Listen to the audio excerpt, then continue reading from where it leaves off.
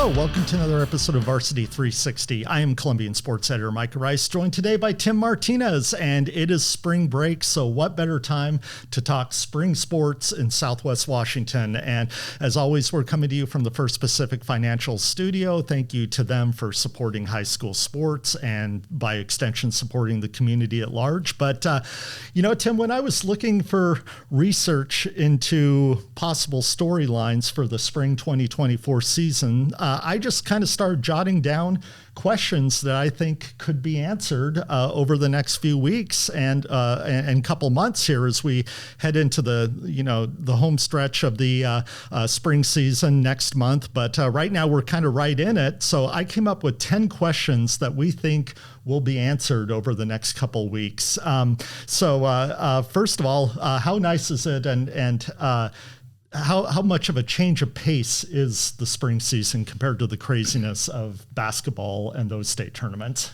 Yeah, I know a lot of some of our colleagues who cover high school sports. They look at spring sports as being kind of a lower profile because you don't have the big events. You don't have the band sports. The sports where you show up and there's a band playing. Like football and basketball.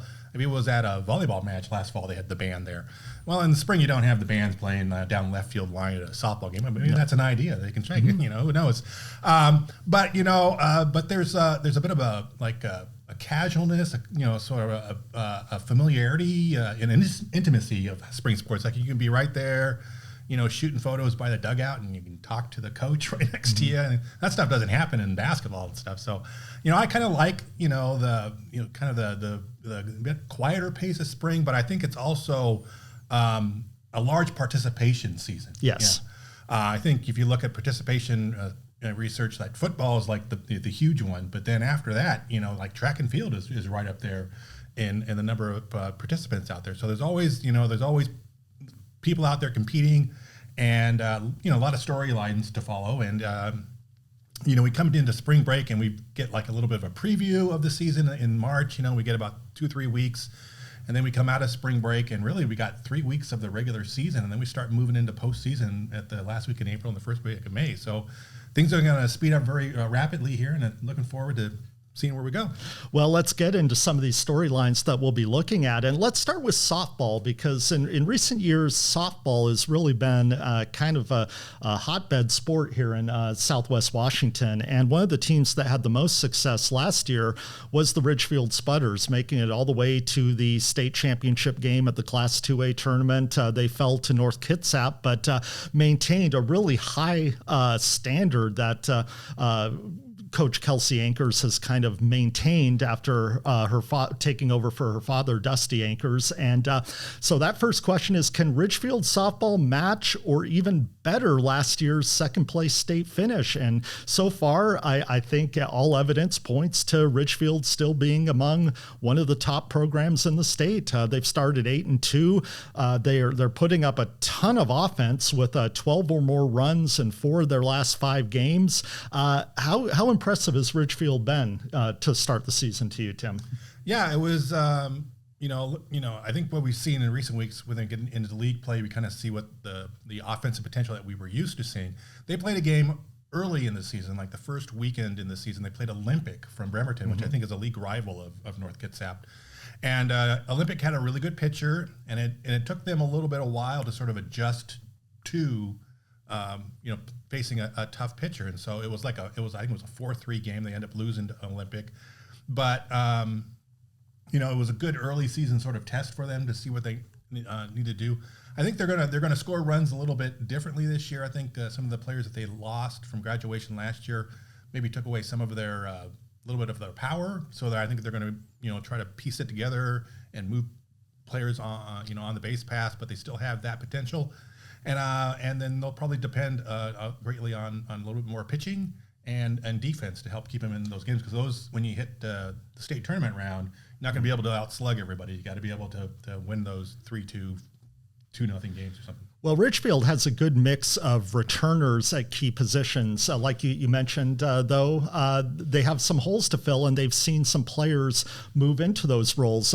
Key returners, obviously, Elizabeth Peary, who gets quite a bit of time in the pitcher's circle, but is also one of their best power hitters. But then you have Mallory Van Cleve, who probably has one of the highest batting averages of any hitter in Southwest Washington. You also have players like Kaylin Wingard and Charlie Harris who play roles. But then, I'm always looking for players who are kind of new in the lineup that stand out early in the season. I think you've seen that with their catcher, Mackenzie Bowling, who's had some good games, Faith Smith, who's kind of stepped into her role. And I think that is a lineup that's going to continue to gel over these next few weeks as we head toward the postseason. Right, and then that's their strength, is they've got that depth that can start a rally anywhere in the lineup, and I think that's what I think that's what's going to carry them going forward, is to be able to produce no matter if you're starting at the bottom of the lineup or the top of the lineup.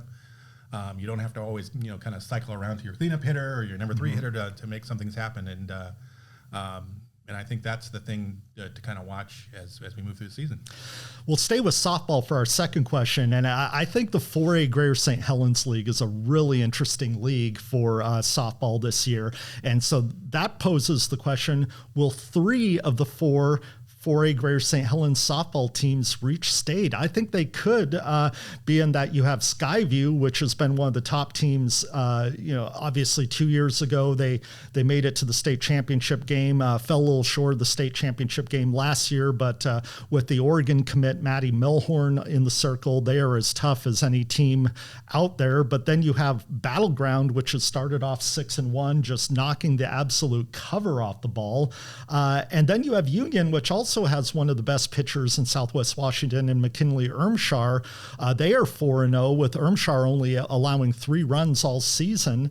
And that's not even to overlook Camas, which is off to a good start. But they might be a good team that would challenge for league titles in other leagues, but they just happen to be in top to bottom one of the toughest 4-team leagues you're going to find in the state. I'm willing to say that yes, I think 3 of those 4 teams could make it to state. Yeah, it's it's a tough fight through the by-district tournament. They usually get they kind of split the bracket, so the teams that are seeded second and third from the Greater St. Helens League have to kind of sort of win loser out games through the bracket to kind of to get through. But they've done it before, and the teams have shown the ability to do that. I think league play is going to, in the 4A grade starts right after we get back from spring break, and so there'll be some really good matchups to watch as we work through the league schedule. And looking forward. I was talking with Jeremy Barr last week about the early season, how it's going. He's like very happy about how the team's playing. Very happy that because they play on a dirt diamond where you have so many turf fields around, but some schools, Skyview, Battleground, Prairie, and others still play on a dirt diamond. So he's happy that he'll be able to get a lot of games in. And they also got games. They went up north to Auburn to play a couple of teams.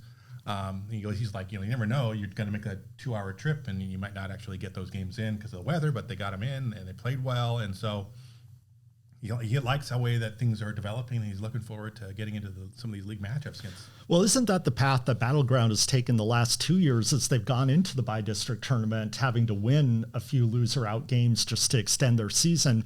But they do that, and then once they get to state, they've won a trophy, I believe, the last couple of years. Yeah, so they've had some really good players over the year who move on and are playing college softball now, and now they have another group of leaders. Haley Ferguson hit 5 homers in a week a couple weeks back, and so so they are a very potential explosive offensive team. It'll be interesting to see. I'm looking forward to that. How they do against Skyview and how they do against Union. They're going to play a tough pitcher. They're going to McKinley Ermshire. They're going to hit Maddie Milhorn. Okay, how do you adjust and produce against top line pitching. Well, I think what's fascinating about Skyview is not only do they have some players that have kind of been younger in previous year. I think that's Maddie Milhorn's class was one that really kind of emerged and got a lot of varsity experience as freshmen. They're now upperclassmen, and so you see a lot of talent up and down the lineup, but also Skyview has really tried to sort of make it that Maddie isn't pitching every day, every inning, so that they kind of bolster their depth and maybe take a little bit of that weight off of Maddie. You're seeing Malaya Figueroa getting time in the circle, Reese Perdue, who was called into action as a freshman to pitch the state championship game. She's been getting innings under her belt, and so I think Skyview is really kind of trying to establish a pace that will have it peaking at the end of the season. Yeah, and it's important too, because in past years they've asked so much of Maddie Milhorn, because she's not only their best pitcher, she's often the biggest threat with the bat. So being able to take some of the pressure off during the course of the season and introduce other players to step into that situation and pitch in the high pressure situations will prepare them as they head down the road into a tough bi-district tournament up in Kent they'll have to, and that usually prepares all the teams from Southwest Washington who would then move on to state. Well, let's stay with the diamond sports, and let's stay talking about talented players, but let's go to baseball. And the next question is, who are some of the most exciting local baseball players to keep an eye on this year? And I think if you follow the sort of prospect rankings and which athletes sort of rise there, a lot of attention is being directed toward Jackson Hotchkiss at Battleground, the catcher. I think he's a big kid, 6'3", I believe, over 200 pounds, committed to University of Washington. I believe Prep Northwest Baseball has him as the number 2 prospect in the state of Washington. Obviously, he's a key hitter in that lineup, a big power threat, but also really sort of fills that role behind the dish as being a big, strong arm that gets a lot of people's attention. Yeah, and I think folks in Battleground are excited for the season and how they're going, and Jackson's a big part of that. James Gill is another player who's been playing very well for the Tigers in the early season. So it's exciting to get these top level players and see how they perform here locally, and then see how that success pushes them forward as they move and play other teams in the state. Well, and I think you look at some of the other teams, especially at the smaller classifications, there's a lot of returning talent. I mean, let's just hop straight to the 1A, and one of the teams I'm most interested in following, and that's La Center. La Center came so close to making it to the Final Four in last season's 1A state tournament, falling in I believe it was the second of their regional pod by 1 run to Cascade Christian. But they bring back a ton of talent. Trico League MVP Smith Stimmel. They have a great pitcher in Austin Asef, who already has a no-hitter this year. And then Justin Fuller is back fully healthy. So I think that La Center, if you're looking at both talent, experience, and depth, they could make some real noise in 1A. Yeah, they've got a lot of good players, especially at the 1A level, to go out and watch play. Garrett Manu, who got hurt during football season, is back pitching for them. He adds another layer of depth to them. If you want to see some good talent down at the 1A level, La Center's is loaded with it. Well, I think one game to watch is when they go against Seton Catholic, which is also off to a good start. And they have obviously a guy who's maybe known more for his football talent, Colton Gesser, but a strong arm and a good pitcher. He's been double digits and strikeouts a few games. So I think when those two teams clash, it's going to be one not to miss. Yeah, Seton's got a program that a couple of years ago, they were all very young. They were all freshmen and sophomore, and so now they're just kind of growing up through that program and ready to take the next step in that process. So those will be good matchups when those teams play. And we'll wrap this topic up on the 2A level. And one interesting matchup, I think, is going to be, Columbia River and Ridgefield are two of the teams that are going to vie for that league title. And I was going to say we don't really know much about Columbia River because they had gotten a lot of their games rained out early in the season. But then they made up for it this weekend with a 16-inning marathon against Ridgefield, where obviously, you kind of throw everything out at that point because you're using pitchers maybe that you hadn't planned to use and whatever. But they return not only one of the best pitchers in the league in Chris Parkin in Zach Zeeble, but then the league offensive player of the year in Chris Parkin. And so I think that the Rapids, they're always there. They're always competitive. And it'll be really interesting to see kind of where they are at the season's end. Yeah. So again, we have a lot of, all-weather diamonds in Columbia River. They still play on a classic grass field. So they had a lot of rainouts early on. This week during spring break, they're headed down to Southern California to play in the National Baseball Classic down in Orange County. And their first game on Monday got rained out. Of course. So, rain doesn't last long in Southern California. So they should be able to get in. They're scheduled to play, I think it was Monday through Thursday games. They're going to get down there. They're going to play a lot of high-level competitions, going to see where they match up. I think Camas went down there in previous years in that tournament. It's a good showcase for high school baseball, and they'll be able to come back from that experience and jump right back into the 2A Greater St. Helens League and hopefully build some momentum heading back into league play. So, a lot of teams over the course of spring break, they don't do a whole heck of a lot, and a lot of coaches will just, kind of say, all right, well, take your few days off and come back, and maybe there's some games late in the week this week, Thursday and Friday locally. But by and large, it's it's kind of can be sort of a break in the momentum that you've built in March. River's going to be busy. They're going to be sharp, and hopefully that helps them head down the stretch run here. And one last player I think we should highlight in the 2A ranks, and that's the very versatile and very talented player at Hudson's Bay, Chance Flores. Not only one of the best pitchers in the league, but also a key hitter in that lineup. I think he hits either the number 3 or the number 4 hole. Hudson's Bay looking to make a return to the 2A state tournament, and I think they're competitive. Obviously, with a lineup that has talent up and down. I'm thinking of Tanner Coford, Owen Hewitt, but obviously Chance Flores is kind of the guy that makes that team go. Yeah, Bay's another team that lost some key seniors off of last year's team. I think they're going to be leaning more on Chance Flores and some of the other returning players, but they still have a lot of talent back. 2A Greater St. Helens League baseball is always interesting, and it's competitive and a lot of good teams in there. So it's something to really watch coming up in a few weeks. Well, I mean, we haven't even talked about Woodland, which has only lost one game this year. Yeah, Woodland last year, I don't know, they won that. They didn't. They sort of had not a whole lot of wins last year, and so but they were very young, and so now they're kind of regrouping and building off that experience. And so, they're off to a solid start.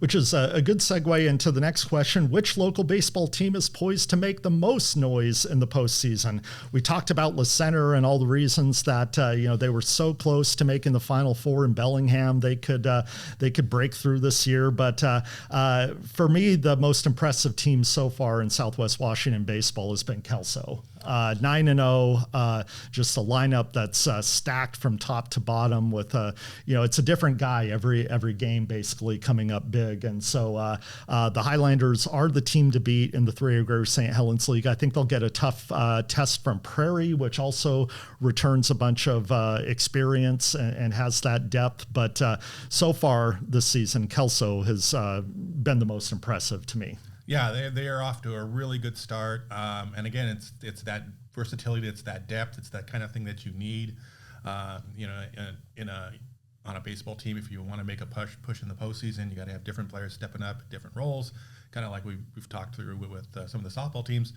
Kelso certainly has that and has that potential to make a good run. All right.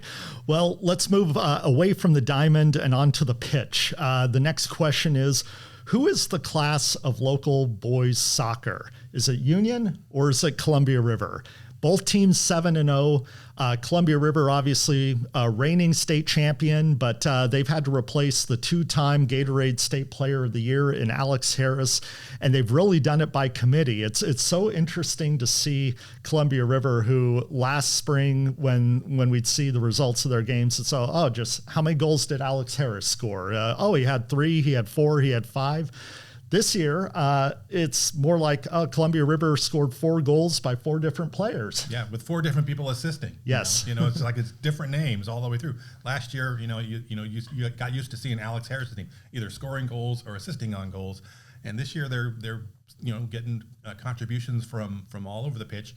And that's impressive. The other thing that's impressed me with Columbia River, the early part of the season, is we also, when we get the results, we asked the coaches to send us who the goalkeepers were and how many saves. And River's been kind of have a tandem goal situation going. But every time, they turn in how many saves they make, it's always 0. Yeah. And they're not losing, they're not winning games 6-4. It's like 2-0, 1-0. And so it's like the defense for River has been making life easier on the goalkeepers, and I think that's something that's going to be real big for them moving forward. Well, to be able to possess the ball not only in your offensive half, but keep the team from sustaining any pressure inside your own penalty area. I mean, that's the key to winning. Yeah, and another team that we probably should mention on boys soccer is Seton Catholic. They were a state semifinalist last year, and they returned large chunk of their lineup, and so in the early season they've been challenged in some schedules. They've been playing larger schools, playing schools from out of the area, trying to get themselves ready for that run last year. And last year, coming out of league, I don't know that we expected that Seton would make it all the way to the state semifinals, but they put together a run. And sometimes with soccer too, as far as who's going to make the deep run, sometimes it's you don't know. Like one mistake or one play can kind of switch things around. You talk about like the Ridgefield girls last fall. They won the state championship, but during their postseason run had like a couple of wins by PK. Yes. So you never know. You never know how it's going, and that's also how the bracket sets up. Like last year, Seton Catholic made it all the way to the state semifinals, and they had to go through Montesano. Another District 4 team. They didn't have to play another team from District 2, which is Seattle-based, and they're all the Seattle private schools like University Prep, the Bush School, Seattle Academy.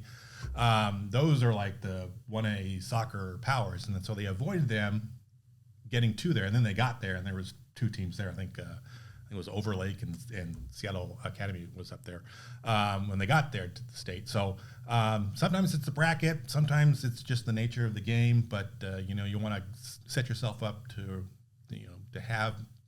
put yourself in a good position to win games when you need to. Well, we can't move on from this segment without talking about Union, though, coming off of a big win against their rival Camas, a 1-0 win with the winning goals, 2-1 win with the winning goal scored in overtime. Obviously, a big boost of adrenaline at this point of the season for Union. Like I said, 7-0. They're one of these teams that I think is looking for a breakthrough, being that they had success last year, made it to the state quarterfinals, ended up in one of those penalty kick shootouts in a very tough matchup on the road against Davis, one of the teams that ended up, obviously a great program over from the Yakima area. What has Union showed you to make you think this might be a breakthrough season for them? I think Union's been building here for the last couple of years, and they tangle with Camas, and that's always a good rivalry. Skyview also has a good program and puts on some good teams as well, and so I think they've been kind of building that program and trying to move forward and make that next step. And so, again, if you have a team that's a quarterfinalist, different circumstances, they could be a state semifinalist. So. I think it's again that idea that you build towards and try to give yourself a good position to win some games, and early in the season you hope to impress the seating committees where you can maybe play some of those games at home as opposed to going to Yakima or someplace else to play. So I think the Titans are off to a good start, and I think it's a good sign from what they've been building on from the previous years. All right. Speaking of talent and sustained success, you can find that pretty easily if you look at girls tennis in the area. We've looked in the past. You've had players like Sammy Hampton, who have I think was she a 4-time state champion? She was a 4-time state champion. So we're used to having some of these outstanding players come in and establish themselves, and the next one of those to have really set herself up in that position is Haley Kirker of Camas, 2-time state champion as a junior. She has the potential to be a 4-time state champion. She's also led the Papermakers to back-to-back team titles. And so the next question is, can anybody match Haley Kirker? And I mean, obviously you don't know till you get to state, but she's just been one of these untouchable players so far in her career. Yeah. She did lose a match last year. Yeah. I think there was a pair of sisters from up in Tacoma, I think Bellarmine Prep or something. I can't remember who they were, but there was 2 sisters who, and one of them beat Haley in the bi-district tournament, but then she came back and ran through state. So there are talented players out there from a state level. I think down here in Southwest Washington, she's, there's nobody to match her down here. But she plays a lot of experience, a lot of club, and she's moving up the junior tennis rankings. It's lining up to be another good season for high school tennis for Haley Kirker and for the Camas. Well, and then if we were talking about tennis, we also have to mention Columbia River, a team that consistently puts out great players. You think of the Dreve sisters and that doubles tandem that won't be together this year because that the older of those sisters, Lauren Dreves, has enrolled early at Auburn, where she is on a volleyball scholarship and evidently doing pretty well in freshman workouts there. But they have a talented player in Emma Lungwitz, who was 4th last year, and she's a junior and off to a great start. I think she's undefeated so far this season. So she could be setting herself up for a run at a state title potentially. Yeah, and again, it's always, it's when you make that move outside of league play and outside the district play that you really kind of get to see some of the better players. And for like a player like Haley Kirker, she gets to go to a bi-district tournament, which plays schools from the Tacoma area and the South Sound area. So she gets to see a little bit more diversity of the players, whereas in the 2A, you're in District 4. You're just playing, Southwest Washington. So maybe you don't get that exposure. But she's been to state before. She kind of knows what's there, and again, and I think that experience will help her. Well, when the weather is nice, there's no better event in the spring season, I think, to be at than track and field. And so far, to me, one of the most impressive things to chart early in this track and field season is how high can some of our local pole vaulters go? That leads to the next question. Will a local pole vaulter clear 16 feet? Chase McGee at Camas, he's already almost there. He cleared 15.7. I think he's ranked. I think he's ranked second in the state across all classifications. I think there's a young kid that went 16. But will Chase McGee clear 16 feet? I think the indications are yes so far. Yeah, I was at the Tiger Invitational at Battleground, which was a couple Saturdays ago.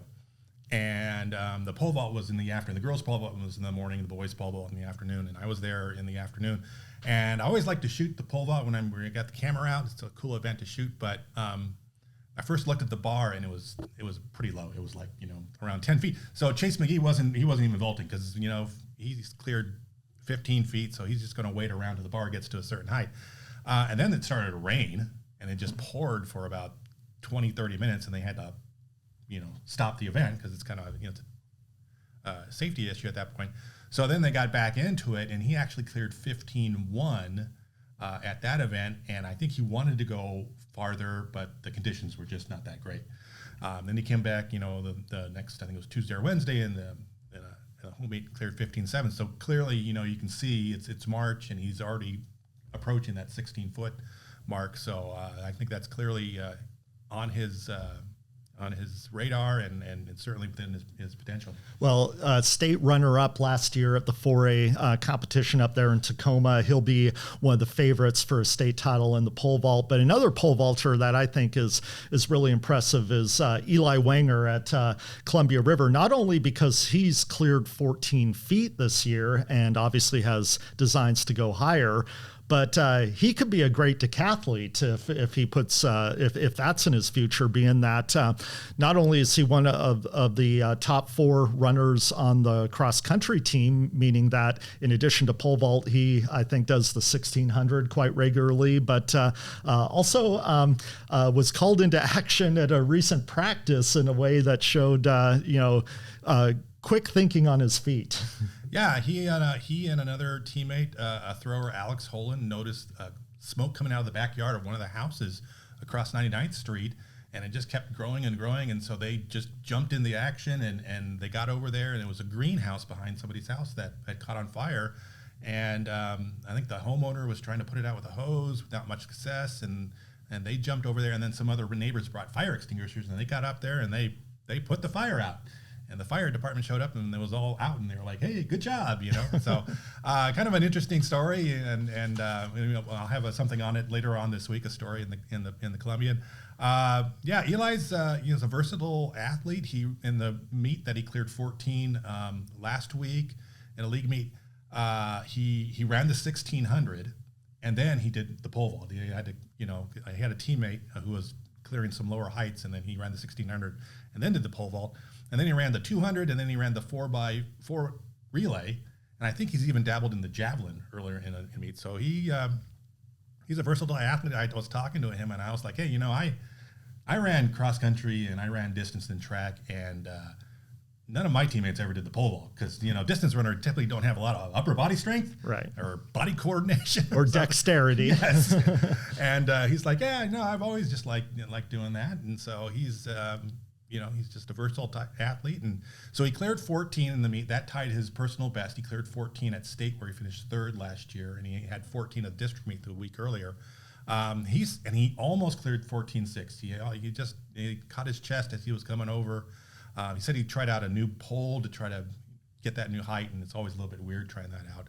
He says the school record at River is 15.6, and that's his goal right now. So if he can achieve that, then who knows, maybe 16 feet is within range. And then another pole vaulter in the area who's cleared over 15 feet is Tony Pionio of Kalama. Oh, okay. Yeah, he's gone 15.6, I think.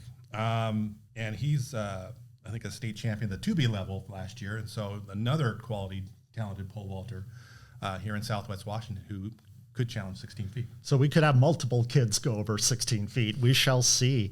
Let's talk about some of the girls at track and field that could be potentially competing for state titles. I think obviously if you're into track, you scour athletic.net to see what some of the best marks are and how they stack up against others around the state. And at the 2A level, you see a few of our local girls that have gotten off to great starts statewide.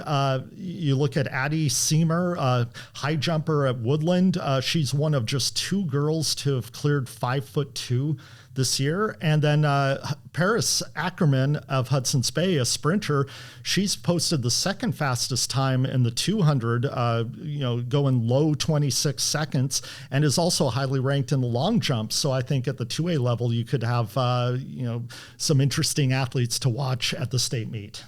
Yeah, again, track and field, you look at those early seasons, you try to see if anyone kind of pops out. It's a building process for track and field. They're trying to peak in May when they hit the district meets and the by-district meets in state. So some people are still building up. Alexis Leone at Seton Catholic. I think she's kind of focused in on the 3,200 in the early meets. Mm-hmm. But she's obviously capable at the other distance events. So. But you do get impressed with early season marks because you kind of see, okay, they're still building, and this is where they're at now. How much farther, how much faster can they go? Well, it's good to see Alexis.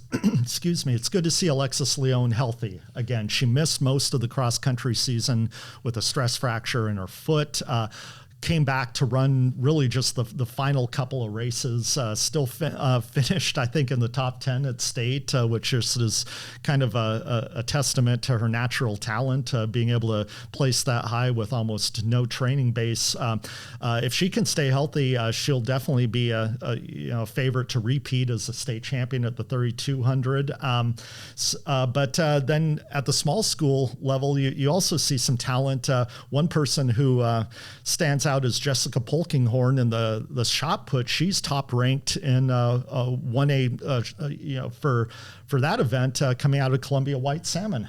Yeah, they've had some good throwers come out of Columbia White Salmon over the last few years, and Jessica has been one of those. And again, it's a progression. You get consistently stronger and better, not only through your high school career, but also through the season. So the early season marks that she's been putting up is showing that she's ready to maybe go even farther.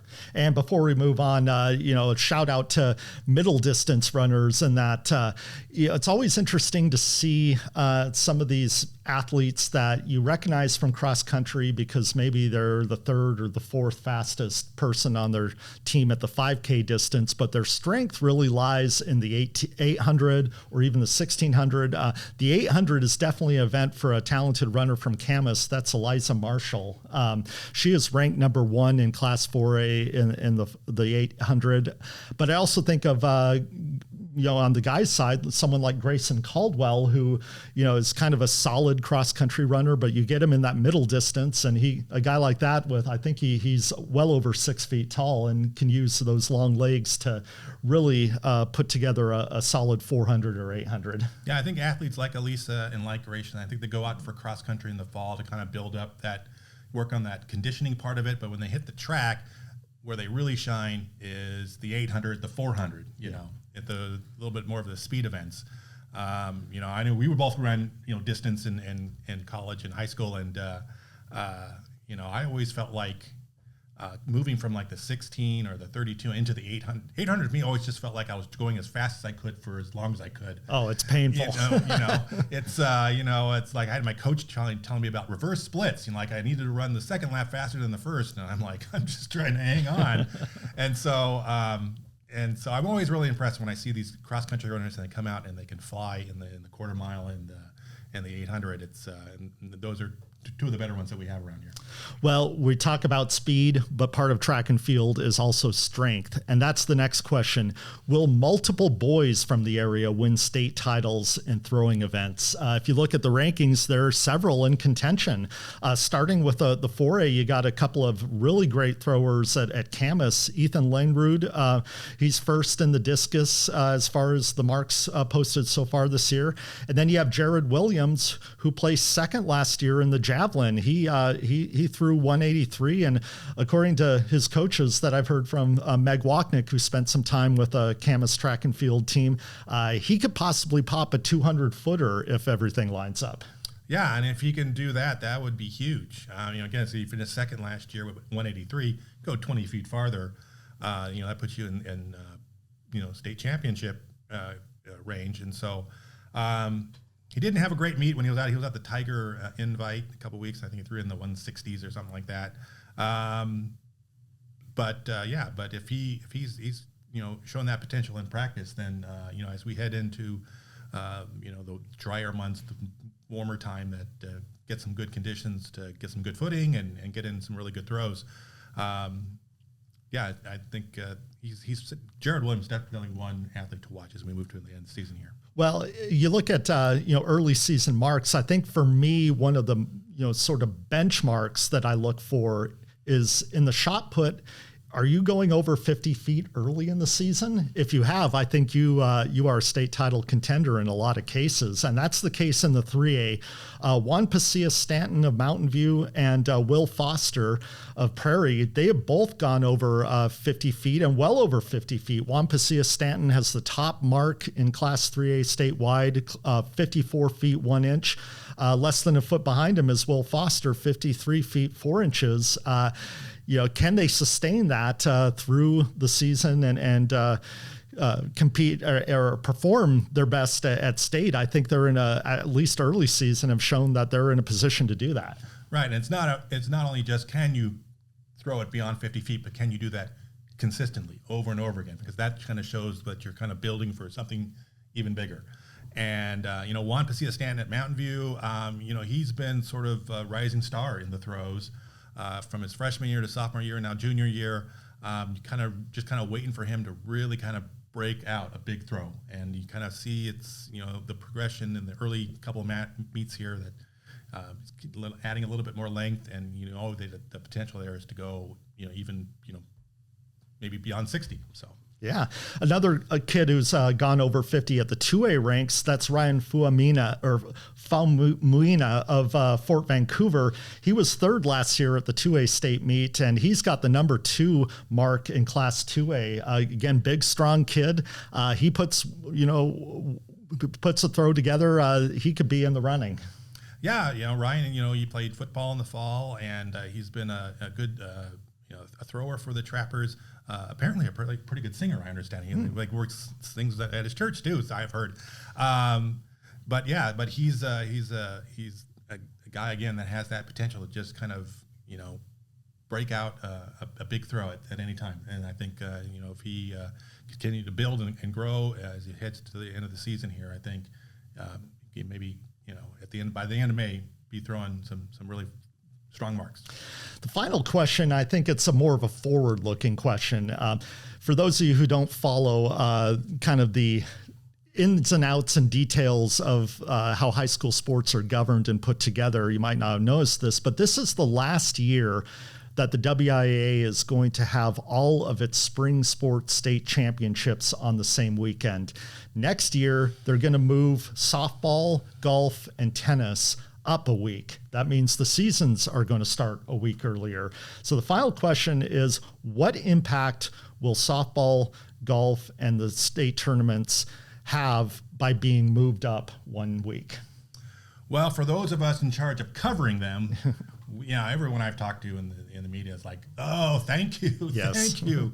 It's always a big challenge that in that week of Memorial Day weekend, when you've got track and field state meets going on the east side of the state and the west side of the state, and you've got softball tournaments going on in Lacey and in the Tri-Cities, and you got baseball going up, all over the state. It's up in the Pacific Northwest and over in Pasco and Yakima, and then soccer, up in Renton and in Puyallup, and it's just like there's just like all of these things going on. And it seems like most years from teams from Southwest Washington, they're everywhere, and you got to try to find out who you're going to cover and how you're going to cover them. And I think that same issue is for the fans and the parents and the people who want to go and support their athletes. They kind of have to pick and choose which one they're going to go to. So I think breaking it up kind of gives will give these sports, golf, tennis, and softball, a little bit more of their own showcase that week earlier, and then the other sports will come in the week later. I actually, I think I made a suggestion similar to this some time back. The suggestion I had, I thought that track and soccer should be the ones that would be moved up early, because those are sports that are less dependent on weather than say tennis and golf and softball is. If you move the week up earlier, that means these teams are going to start practice like the third week in February. Oh, that's cold. Yeah, so that's not ideal for those sports. But soccer and track, you can run in cold weather. You can play soccer in cold weather. There's no rainouts or anything like that. So I think that, but I think the biggest thing is that it kind of breaks up this logjam at the end of the school year and allow these championships to sort of have a little bit more less crowded stage. And so I'm looking forward to that change to next year, and hopefully the athletes and the fans are also going to find that beneficial. Well, we'll look forward to next year, but also we relish being in the present at this time. And where we are is looking forward to a really exciting couple of months of spring sports in Southwest Washington. We're looking forward to following it. Thank you for following along. Of course, check out our YouTube channel for all sorts of new content. That's at 360 Preps 1 on YouTube. That's where this episode will be. It's where future episodes will be. And we'll be back with more next week. Thank you for tuning in.